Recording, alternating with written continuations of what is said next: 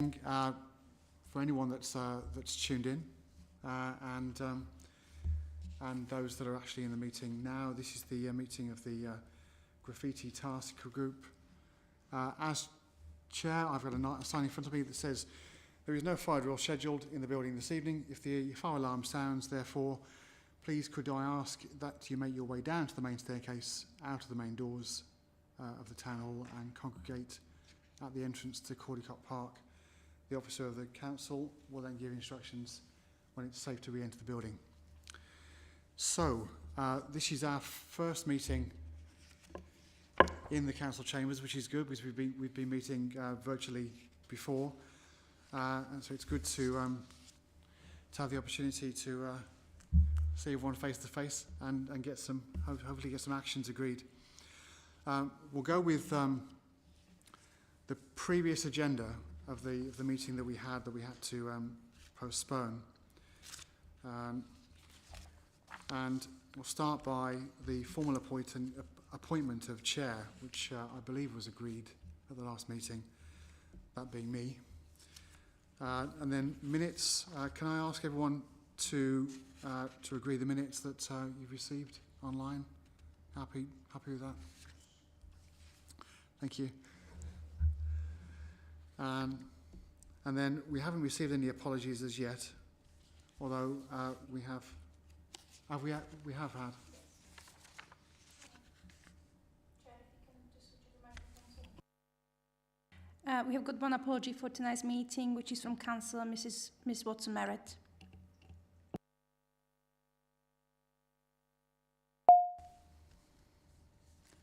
Okay, apologies from Councillor Miss Watson-Merritt. That's noted.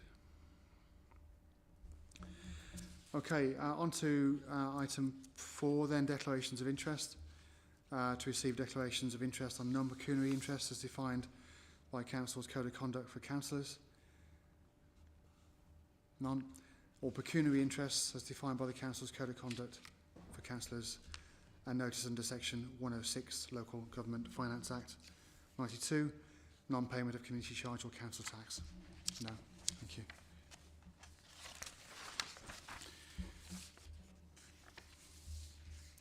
So item 5 was change in membership of the task group, which was due to Councillor Ellis not being able to attend on the specified time, and now being replaced by Councillor Shrivastava. Thank you. Thank you, Ramesh, for volunteering. Item 6 was prevention, which was one of the 3 categories that we basically had agreed in the first meeting. That was prevention, replacement and support, which we can explain briefly in a moment. But under prevention, we invited Jonathan Toy, who's service manager for trading standards and community safety at Warwickshire County Council.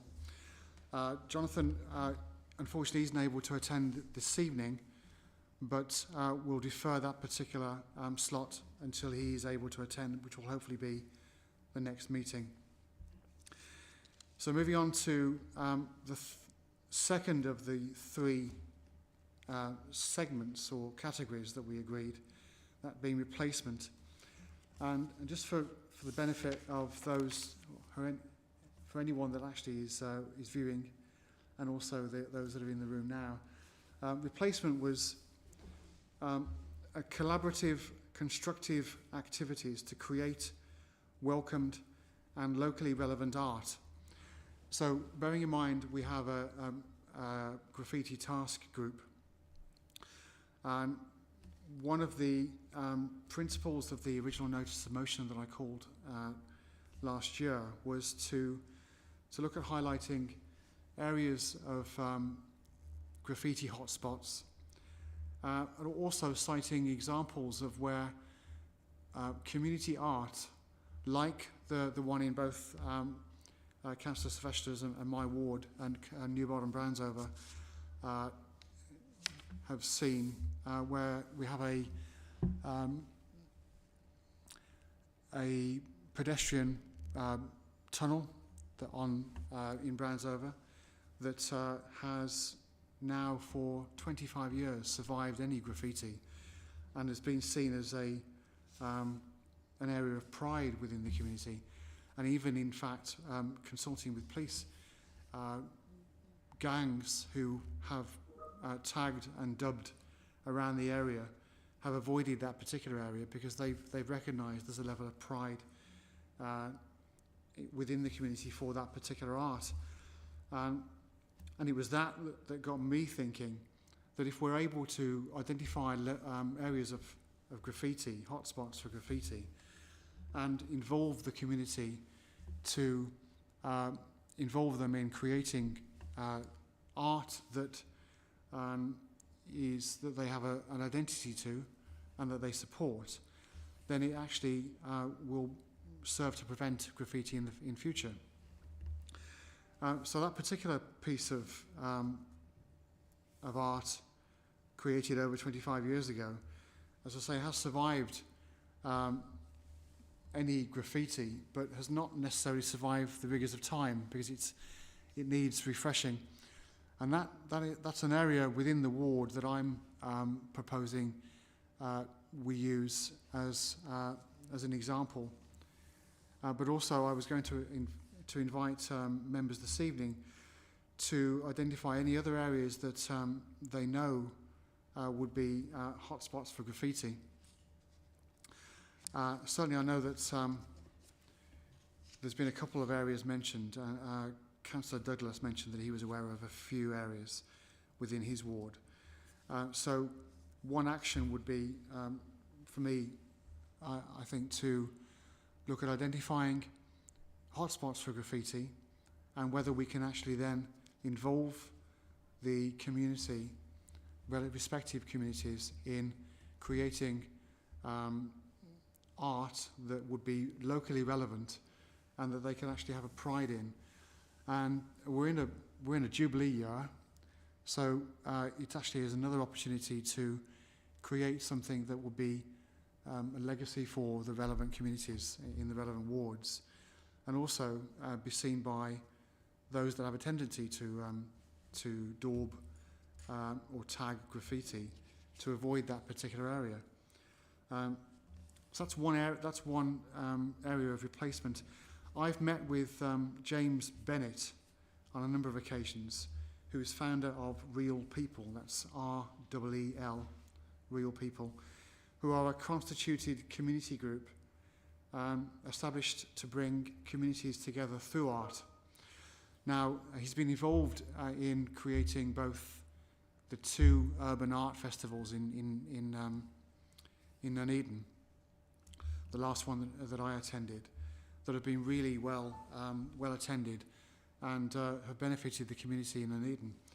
And he's also worked with Coventry City of Culture in creating an urban art trail as well, which actually did highlight graffiti hotspots in Coventry, and has so far proved really successful because in fact those gangs or those youths that are related or linked to any gangs were actually involved in some respects in creating new urban art, and the community support officers in Coventry, like Jonathan Toy in Warwickshire County Council, have worked with them to help them through that process.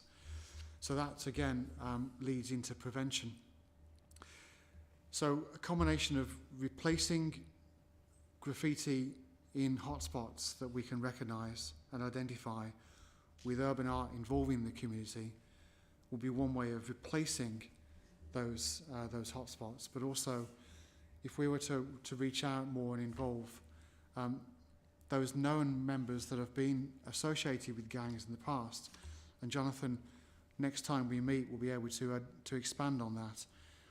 Then we can also serve to look at preventing any future dubbing or tagging in the respective areas.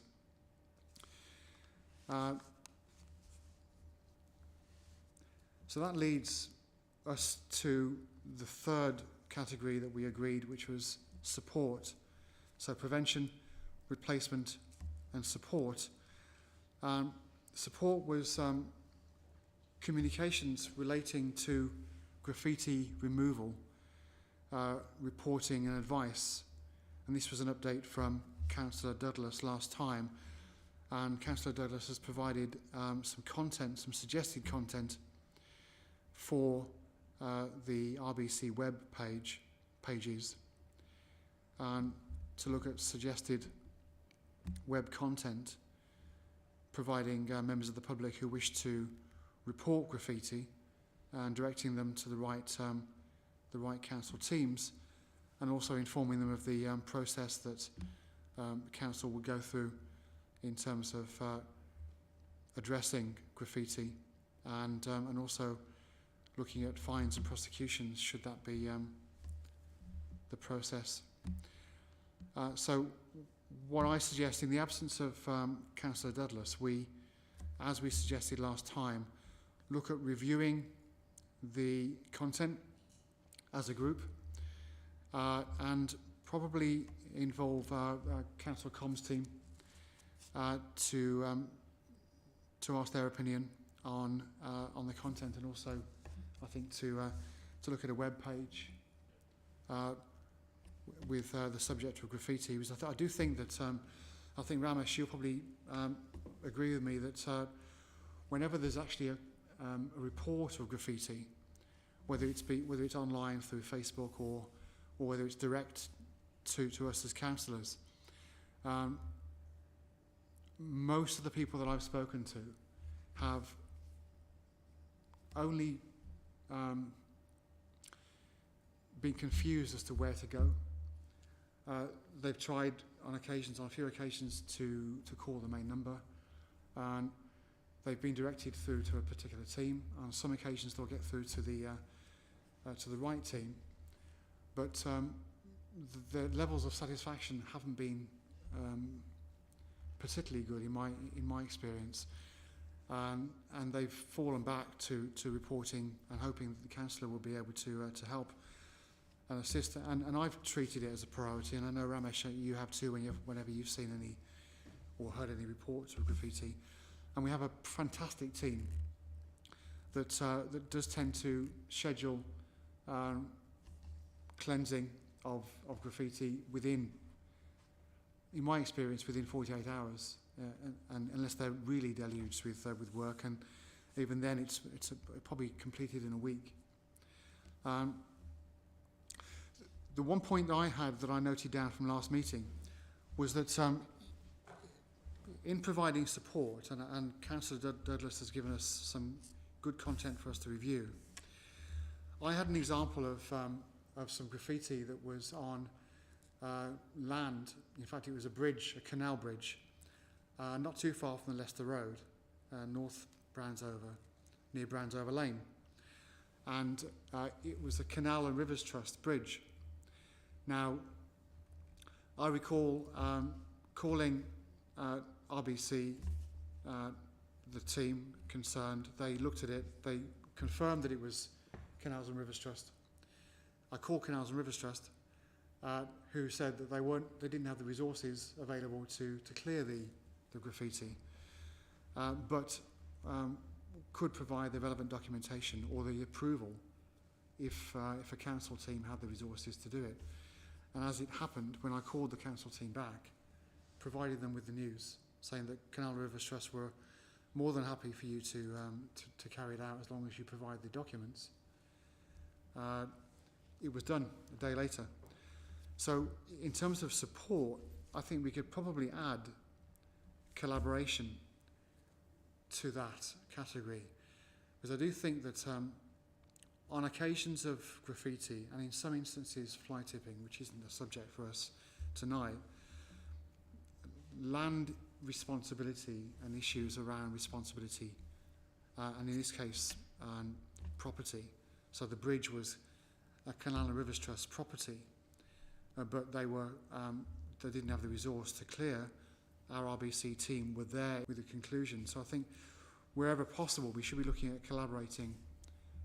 I'd suggest more with other organisations that own or are responsible for property in the borough that we're responsible for. Looking at the content that Councillor Douglas shared, he bullet pointed a number of popular areas for graffiti, those being the green telecommunications cabinets, bus shelters, traffic lights, traffic signal boxes, and street furniture such as bins and benches. Now, some of those items are not our responsibility, such as the green cabinets, and that's where I think collaboration comes in as to how quickly we can inform the relevant organisation responsible for that, and also how much influence we have in persuading them to get the job done, or to authorise a team that we may have that have the resources that are in the area to do. Now, that's a question I have now. So if that's an example, so if it was a green cabinet a BT green cabinet, we informed them, they didn't act, or didn't act in a timely manner. Are we in a position to then call them and gain their approval if we have the resources to clear that graffiti? Or is it a strain on our resources unnecessarily if it happens too frequently? That's the point I'm getting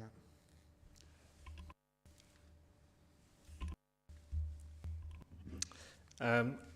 I think it's something worth investigating, because ultimately, if it's reported and unactionable, like the Canal River Trust, but they would then give away leave for us to, or consent to clean and reimburse, if we've got some agreement with them to be able to do that, then we, like you say, we have the resource to be able to remove it. It would be about making sure we're not removing things that aren't ours, that we can't put resources towards. So it is worth investigating. So plainly, there's a cost associated with clearing that.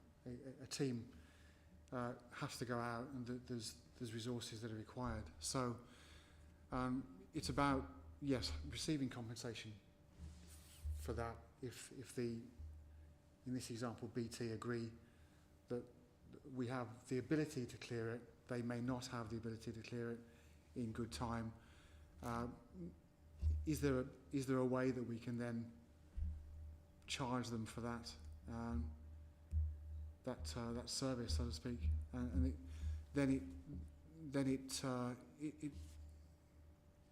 the conclusion is that the resident and the community see something cleared. They don't see what they deem as, and I've had this quoted, petty red tape, with organisations and institutions responsible for different things, arguing the case and causing delay, and all they want to see is a clean environment, and it's something that I think, with a bit of collaboration amongst the organisations that are responsible for various furniture around the community, would be better all round. But it's the point is if we've actually got the ability to be reimbursed. Because plainly, if one or two occasions is one thing, but if it becomes the norm, and organisations like BT then think, well, they'll do it. There isn't any charge. Then go ahead and let them do it. Is there an ability for us to charge? I think that's worth looking into.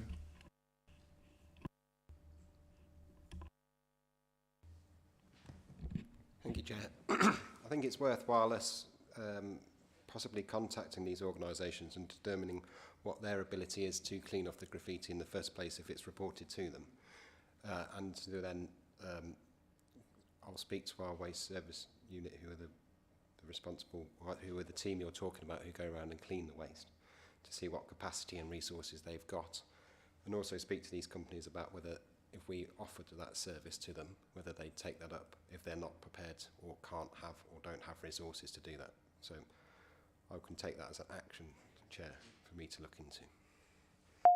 Thank you. I think it's probably safe to assume that they don't have the resource or resources, and they don't have street cleaning teams or cleansing teams to repaint or to paint over graffiti. When I've spoken to BT and other organisations, telecommunications organisations, they've said that they don't have the resource.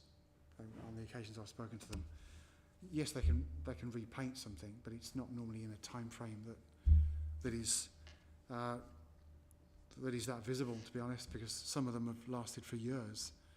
In fact, there's been one occasion where a resident took it upon himself to match up the paint. He actually went down to a paint shop with a flake of paint. He was quite industrious, with a flake of paint, and matched the paint up in the paint shop. Got a tin of paint and painted over one of the communications cabinets. Twice, because it happened in the space of 3 months. And he just lost patience. In that instance, it's we can't control that, but he took it upon himself to do it. But I think if members of the public, residents, communities see that we are at least trying to collaborate with organisations and to clean up the environment, that's better all round. So that would be in the support category of the three categories that we're talking about.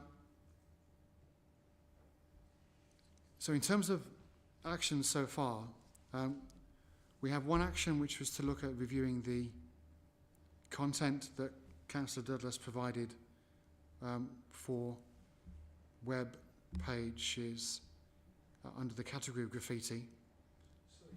Yeah.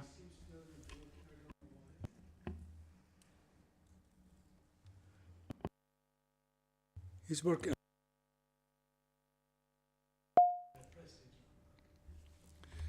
So we have the one action to look at reviewing and the content for web pages under the category of graffiti, information and support. We have another action for Council Officer Henry Biddington to look at establishing whether there is a process that we can look to organisations that have responsibility for other areas, such as cabinets and street furniture that we don't have responsibility for, to approve and for us to charge. And the other action was for council members, that's Ramesh, myself, and Councillor Douglas, to look at identifying areas of hotspots of graffiti, and in fact for any of the officers that will have any known hotspots of graffiti, to look at identifying those, and then we can then look at the respective wards and contact the respective councillors to establish whether they're able to engage with the community with a view to looking at replacing the graffiti for community art, if that was a project that would be worthwhile carrying out. So 4 actions so far on that. And then hopefully for next meeting we'll be able to hear from Jonathan Toy on his activities working with the community and ex-gang members and youths that have been involved or associated with gangs and involved in graffiti art or graffiti, tagging and dubbing, to outline his experiences. And one other suggestion I have is to also look at discussing that with Jonathan, but at the same time involving and inviting a member of the police as well to come down. Thank you, Chair. Can I also suggest an action for myself in terms of the community element, to bring some information on potential funding possibilities as well for projects? Thank you. Sorry, Chair. I'm new. I'm trying to understand. You have covered a lot of things you have covered in terms of involvement to the community. And I think you're talking about some action plans, which I think, I'm not clear, which will be written, I suppose. Most important, I think, for me, what Douglas has produced this. What council at the moment, what information we have got in the council, what is the issue, where is the issue in the council-wise, and what action has been taken, some kind of a summary, so at least can say. And then we can look, what are the priorities to deal with those first? That might be. And the second is involvement-wise, communication to the community, how do we do it? And who does it? That's the question to my team. So how make sure we are talking about the schools, other youth organizations, I suppose other community people. So there should be some kind of a list whom we are going to communicate and how we are going to communicate. And somehow in the action plan, we need now a time scale. When we do, when we are doing it, and we are reporting, so we can assess this, what we are achieving, and how we go further. That's my... Yeah, thank you, Ramesh. So the document that you're handing up there, is that the... Yes, so that's Councillor Douglas's content. So I think in the absence of any content on our website, it's certainly going to be helpful to review and have that on, or have similar content on the website. I would suggest that to ensure that members of the public are aware of that, we have a communication first. Yeah, thank you, Chair. I'm happy to do so. We've got the Excel documents that I'm happy to provide on email that it's embedded in the Word document, so I'll provide it as a separate file that's got the incidents of graffiti reported and action taken from 21 and 22 so far. So we've got locations and type of graffiti that's been done in the last 2 years. But that doesn't necessarily inform the hotspots that we might also find out there. Your share will agree. Our intention is not to criticize anybody. Our intention is to productively work together for the better of rugby. So I think that's a good point, because if we're looking at the content that Councillor Douglas has suggested, but at the same time then provide an update on how we've acted and on how many occasions we've acted, it'll serve to provide some context for members of the public, really, because I think I could suggest that the perception is that there isn't a lot of action whenever I've been involved with council teams. I know they act very efficiently and quite quickly to get work done, and where graffiti is concerned, to clear graffiti, whether it be offensive or otherwise, or gang related, and I've got nothing other than praise for that, because I know how busy they are. At the same time, if we do create a web page, I think it's important for us to emphasise that members of the public need to be helpful as well in terms of identifying areas as soon as they see it, providing us with the locations. Because I know that on occasions when people have phoned up and when I've spoken to council officers, they haven't particularly given the right location. And it's been, you know, there's some graffiti in the bridge down the road from, and it's not been easy. Which is why I thought about using other methods of locations like What Three Words, for instance, or other apps that could be used, which I think we discussed a couple of times ago. So that's something. So I think that web page would be potentially very valuable, providing the public with information on support, where to go, what to do, how to report, also with information as to what we've done in the past and how prevalent graffiti is and what we do about it, and providing the contact information for and the information that we need to act quickly when it comes to graffiti. Sorry, Chair. Obviously, there are some young people involved in it who has probably been reported to the council. I don't know whether they're young or old.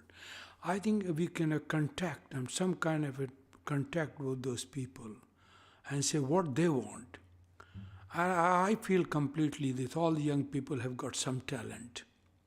It's a question of finding that talent.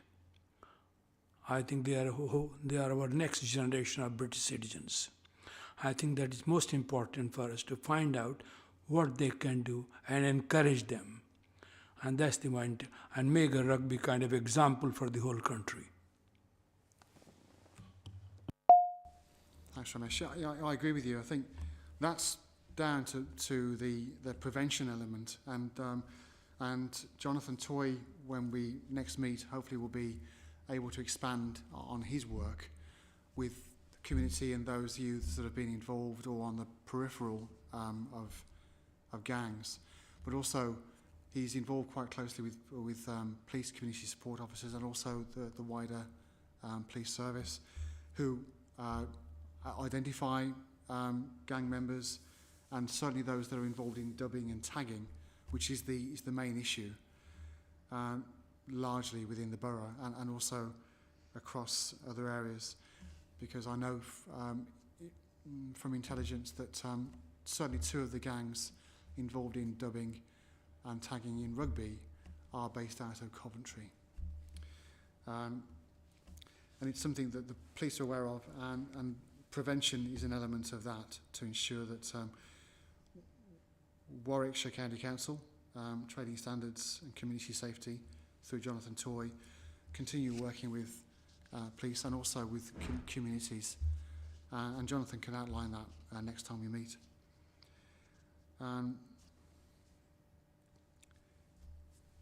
So we've got a few actions already. So, Henry.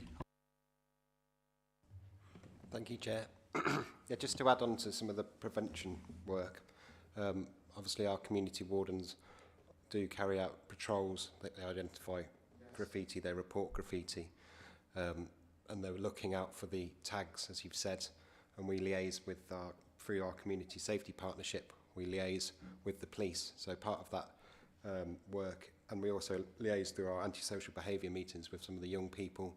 We have connections on track with who work with some of the young people as well. So part of the prevention work as well is something that we can look at through the community safety partnership work that's already being carried out, particularly around the tagging and the gang members and the young people that may be involved. Is that something that would be valuable for the web page as well, for the web content? If just as a process, so if in developing that web content, it isn't only you see graffiti, this is how to report it, this is where to go,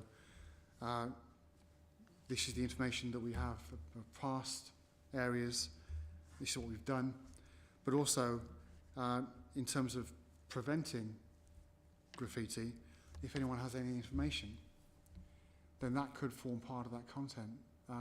Or if they if they want to inform community wardens, then probably a link through to community wardens or information on that page could be useful too, because it is associated, isn't it? I mean, antisocial behaviour, I know the community wardens respond to a lot of reports of graffiti and public damage, property damage, and it's often associated with gangs and as you say, dubbing and tagging as well. And I think the content could also provide links to Community Safety Partnership, police services and our community wardens.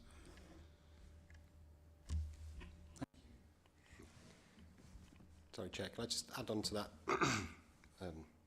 With the, I think one of the reporting things which would be quite useful for us if people could, when they're reporting, take photographs of the graffiti, because if it's a tag that a lot of our officers will recognise, they can relate it to a certain gang. We are aware of which gangs are tagging what, so it's quite useful from an intelligence point of view, from a policing point of view, that we can then map those areas out. So photographs on the report would be useful. We could add that into the website content. Thank you, Henry. I think that's a really important point, because it would also help with location. Because a lot of the tagging and dubbing that I've seen is within spaces, whether it be tunnels, underpasses, and it's often covered. So yes, having the ability to upload a photograph. So that's the web page is becoming more of an item now, as opposed to just information. So I think it's worthwhile checking with our comms team to see what we have, what ability we have to upload, even if it's an email address to attach something to. Well, that's probably the easiest way. But certainly to provide photographs would be really useful. Because as you say, Henry, that's about us then providing the information to the police and sharing and being collaborative in that respect. CV22 is one of the most common tags that I've seen in the ward. Okay. Are we happy with that we have those actions listed? Because there's quite a few of them now. So shall I summarise those again? So Jonathan Toy, hopefully to outline his work in community safety and police services from Warwickshire County Council, and his experience in working with gangs and youths associated with gangs.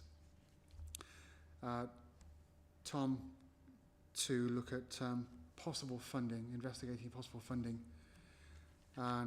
with relating to community art projects.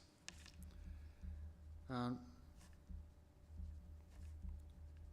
I know from experience, I think Severn Trent and also Heart of England Community Foundation Trust, the two organisations that I've contacted.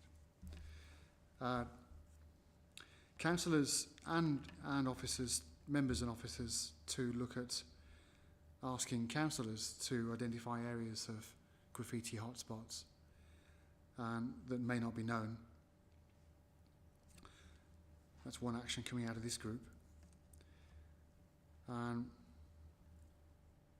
Henry Biddington to look at street cleansing, but also to see the feasibility of looking at whether organisations can be charged if we're looking at using our own resources to clear the likes of green cabinets and other street furniture that may not be our responsibility. And then the web content from Councillor Douglas that has now expanded through our conversation to looking at links to community wardens and information about antisocial behaviour, links to police, and also the ability to upload photographs when reporting locations, along with historic information showing what we've done previously to clear areas of graffiti in the past. and that's largely prevention and support, again covered, and then replacement when it comes to identifying areas of hotspots. The one example that I'm looking at is within our own ward in New Bodden Browns-Over, and I am looking at involving the art teacher that I've been in contact with, James Bennett, and his community group, to look at refreshing the area on Crowthorns as an example, because I think it would be a good example for us to use.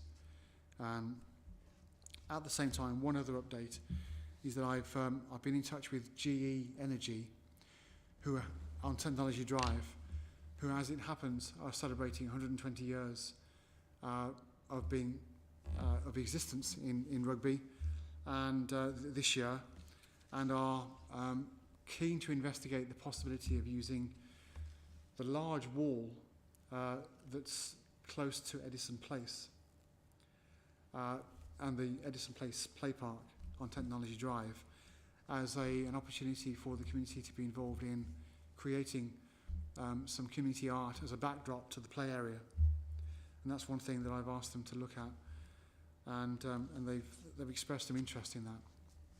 So a montage of the 120 years of GE with the community involved as well. Sorry, what kind of time scale you got for the project? What we are talking about months in terms of this most important, look what time scale we have got and what we need to deliver in that time scale. Yes. It's a big project for whole rugby, and I think if Rugby Borough Council have some idea of the hot spots, where is the problem at the moment, and we can concentrate on those and deliver something, so that becomes example for other people to see. So we can look at where is the problem on the whole. Is quite a bit of report and quite a lot of officers might be busy. I don't know what kind of time they have got. So let's concentrate on the big in rugby, where we think the problem is already reported and we must do something. We've got experience from and say what has worked and what has not worked. So let us decide those, what has worked, and in those areas where the priority number one, and time scale is also very important because we have to report what we have achieved. So in that terms, that my comment. Thank you, Ramesh. I think that the key actions that I've outlined, there are some quick wins. The first being the web page and content, definitely, because that shows to the communities involved, that we are treating graffiti and tagging and dubbing as a priority, and there are ways and channels to report it, where at the moment there isn't an obvious channel. So I think promoting the content once it's there, and making sure that the public are aware of the support that's there for them and the process to follow when reporting graffiti, and also the network that is within our realm, that network that Henry outlined in terms of community wardens, police, community safety partnership, etc. Will help, I think, to make it clear and for the public to understand the process, how to report, and what's there to support them in future, and also for the community. So then the timescales for certain projects obviously will vary. The one that I'm investigating, I'm hoping to get into place, or at least to start for the Jubilee month, and subject to funding, and that could be used as a good example. And others will have different timescales. So I'm sure there are places around the borough that basically can be identified and used to look at freshening up certain areas to look at replacing unsightly areas with areas that the community can be proud of. And I think, as I said in the start of the meeting, that we're in a really good year, a great opportunity to do it, because we've got an opportunity to use the Jubilee to mark the Jubilee year, to look at doing that within different communities. And I know from looking at the information via email that's showing how many street parties are being organised in terms of road closures, there's undoubtedly going to be opportunities within those arrangements to look at the possibility of a future piece of art somewhere in one of the communities that are involved in this. You mentioned one thing, funding. At present, I'm sure a lot of other organizations like police force, social services must be spending some money in terms of caring about those people. See, we can have partnered together, all the organization. They're all spending money on their own. We can sit together, how we can work together, police force and social services, because this is helping people, and this will help the organization as well. And also, if it is possible, those people who are involved in doing this, if they can encourage to do prevention, form a kind of a team in a productive way, they can apply for funding.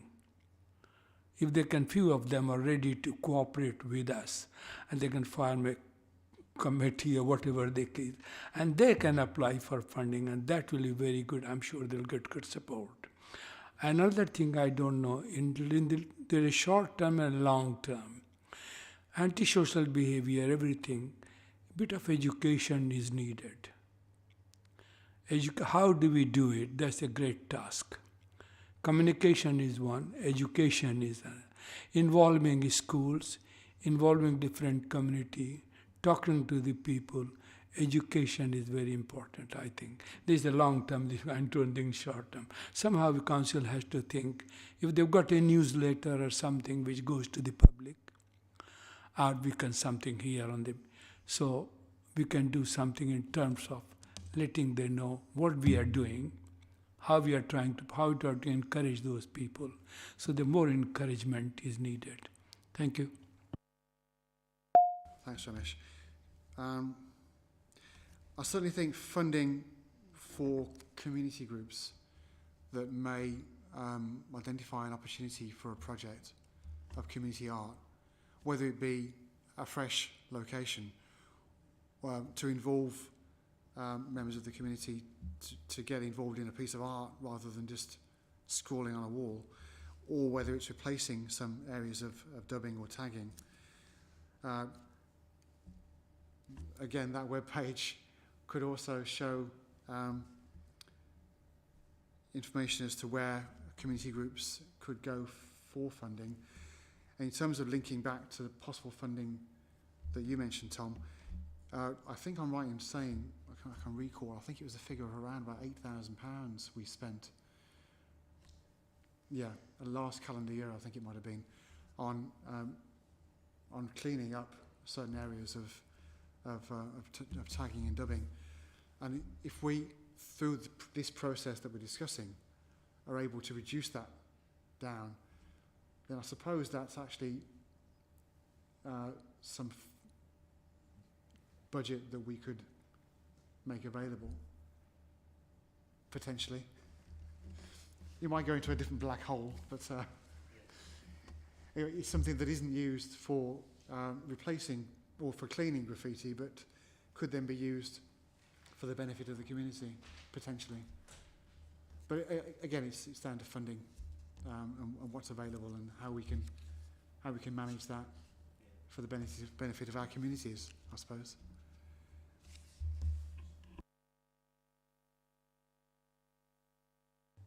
Sorry, Chair. Have we done any cost analysis? We've talked about funding. So what we are talking about in some kind of what funding we need. Because in terms of material, we have to some assessment what we need. And also we need a lot of volunteers. Somehow, I'm sure you'll get some volunteers to help. So some kind of on a project basis, we have kind of project, what cost analysis, what kind of plan we have. Yes, thank you, Ramesh. I know that if we look at the space that's in front of me now, this wall in council chambers, that sort of size, a graffiti artist would charge anything between £500 and £1,000 for his or her services. Now, the urban artist that I've worked with via this art teacher who's been involved in Nuneaton, has associations with them, and for community projects they heavily discount their work.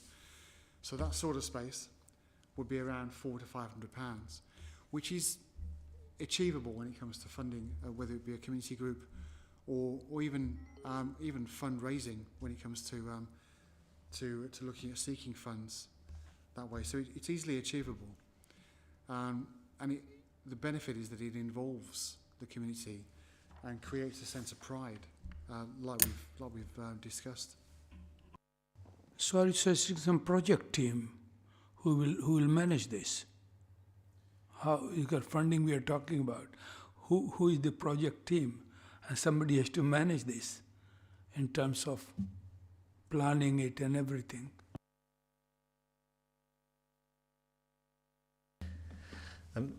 So that, I think, is where our social inclusion team on track would come in. And we've got experience, well, I've got experience of that from a previous authority, where we worked with a street artist, and they did the education and development side, where they come and actually do a workshop with the young people as well. So as an example, On Track deliver a youth club in Browns over at the youth hut. So if there was an area identified, it would be working with On Track to then have a group of young people attend, do a workshop and have a street artist do something. So we'd be able to wrap that up in a bit of a programme for them using our social inclusion team.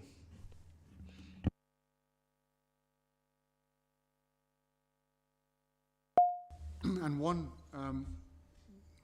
other organisation or institution that we haven't yet mentioned this evening, at least, is Rugby Art Gallery, and whether we can involve them in any future project as well. That could be something that, because they have the gallery space, and we could actually look at involving them in some shape or form, or even in attracting funding as well. I know that the tunnel at Crowthorns is an excellent example, because it's an excellent example of cross-council activity.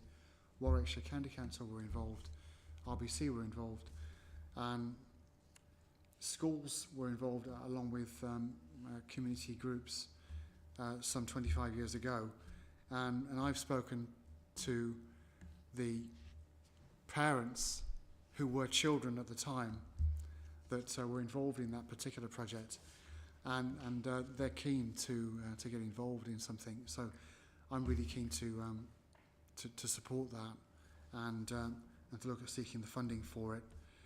I've already had an inspection of that particular site.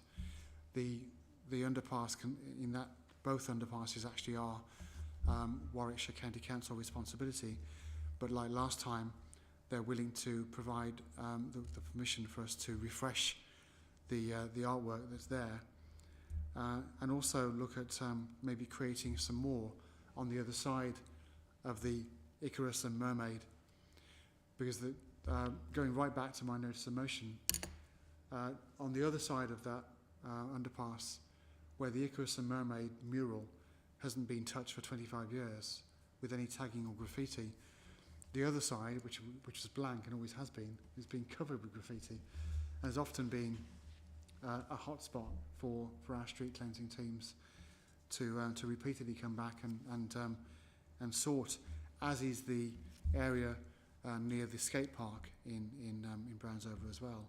And there are other similar areas across the borough that have been repeatedly used for tagging and obscene graffiti, effectively.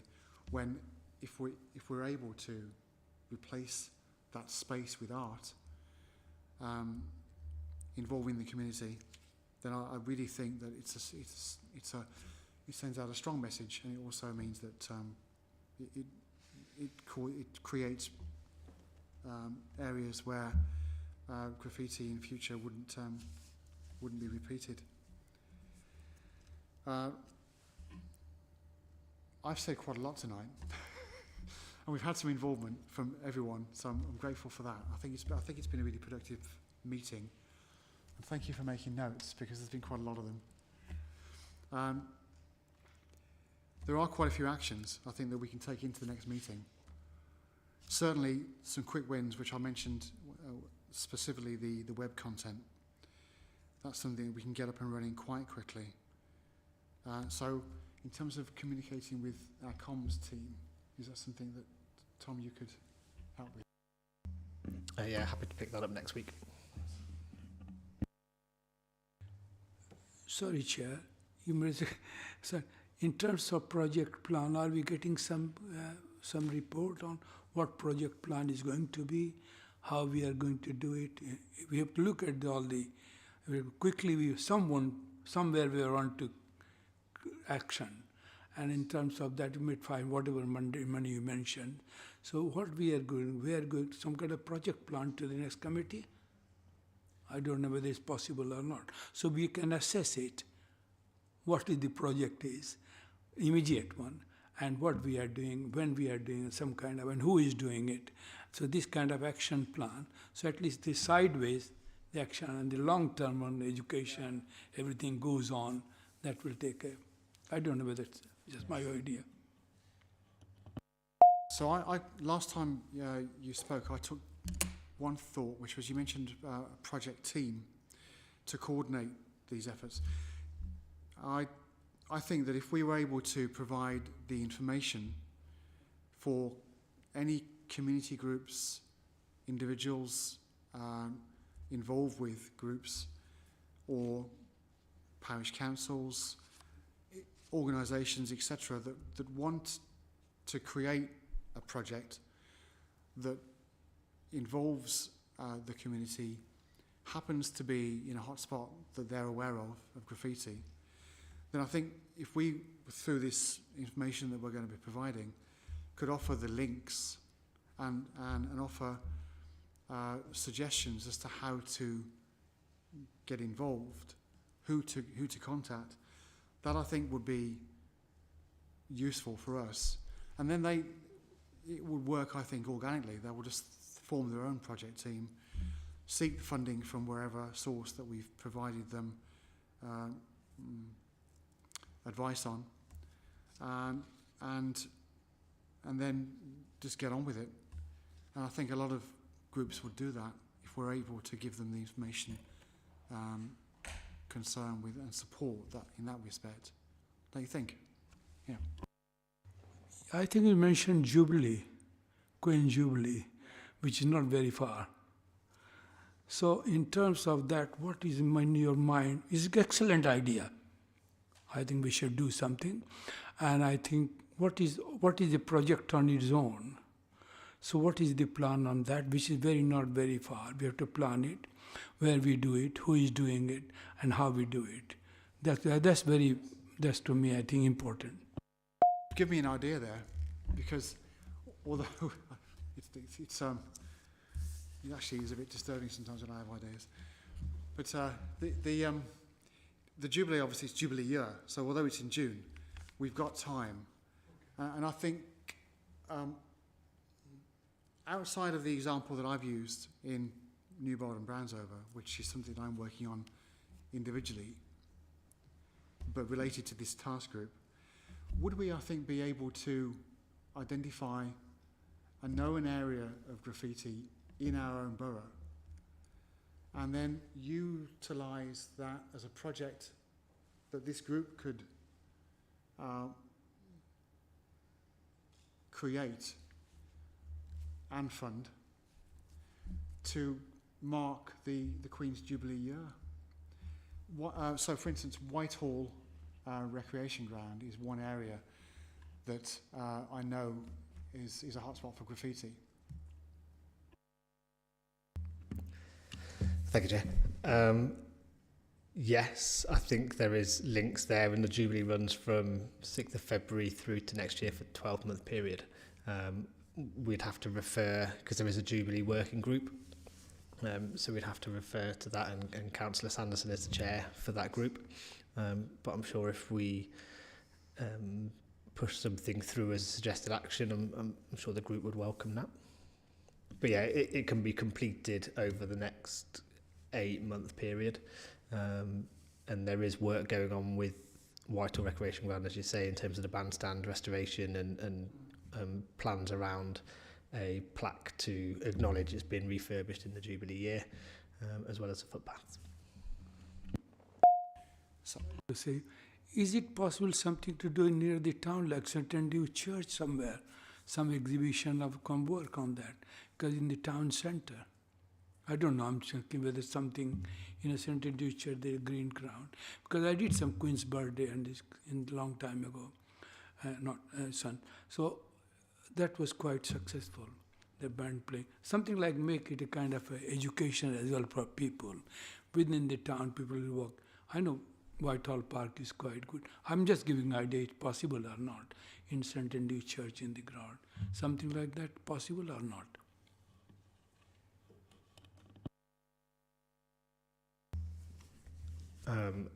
Yes, I think it'd be worth exploring what is possible with that. And the first thought would be there's the skate park at Whitehall Recreation Ground as well, so engaging with the users of that facility and how naturally street art would fit with the skate park as well. So that's another opportunity. But yeah, it'd be worth exploring. I think we're lucky in that our town centre, I don't think, has attracted any significant tagging or dubbing or graffiti. Unlike, in my experience, walking through Nuneaton, because with the urban art festivals they created, Nuneaton has been a definite hotspot within the town centre. And in fact, the group that I've mentioned a couple of times have been involved in replacing the dubbing and tagging on the shutters on shops with community art involving and relating to the shops concerned. So it's actually proven quite successful. They've advertised the shop front when the shutters have been down, but at the same time provided locally relevant information, locally relevant art. So for instance, if we were unlucky enough to have graffiti on many of the shop shutters in Rugby Town Centre, which were thankfully not, then an example would be that we had maybe past professional rugby players linked to rugby, the sport, as art that would be rugby related and provide something better than graffiti. And that's what Nuneaton have done, and other towns have done the same thing, Coventry being one of them. But we're lucky enough, I think, not to have any significant graffiti in the town centre. Not that I'm inviting it at all. A lot of it is in tunnels, under underpasses, in underpasses, on walls and other street furniture. So I think we're fortunate in that, although £8,000 a significant amount, it's something far less than it could be. So I think it's a good thing, and I think we're in a position where it's a contained situation. I think we're able to, through these actions and activities, do something about it and do something positive about it.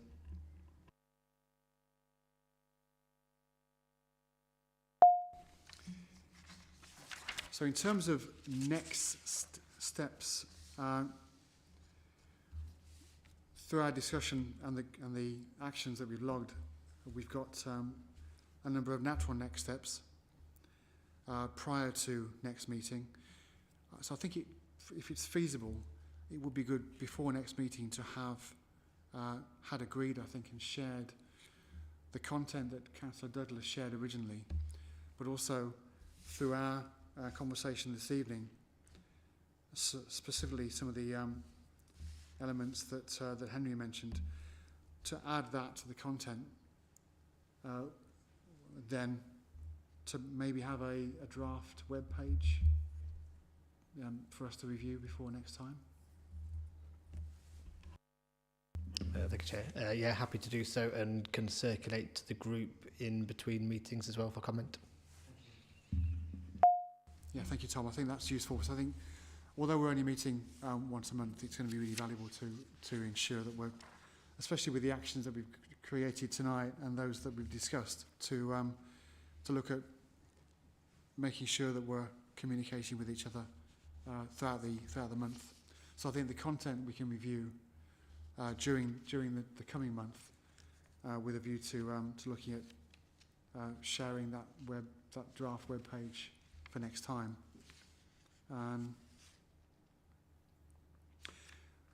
We don't have a date for the next diaries yet, so we'll look at establishing that, and hopefully Jonathan Toy can get involved next time. If you were looking at the meeting in May, there are some dates available, which is the 9th, 10th and the 17th of May, but I would probably get in touch with Jonathan first, just to see what his availability is, and then send out an email to the task group.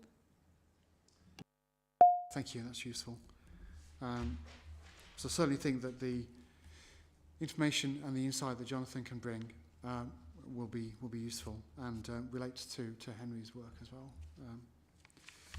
So we might be able to get some support from Warwickshire County Council as well in that respect, and involve intelligence and insight from the police services locally, because I know that that is quite important, and they've got a lot of insight and information on tagging in that respect. What else was there? Let's have a look. I think that was it, unless there's any other business.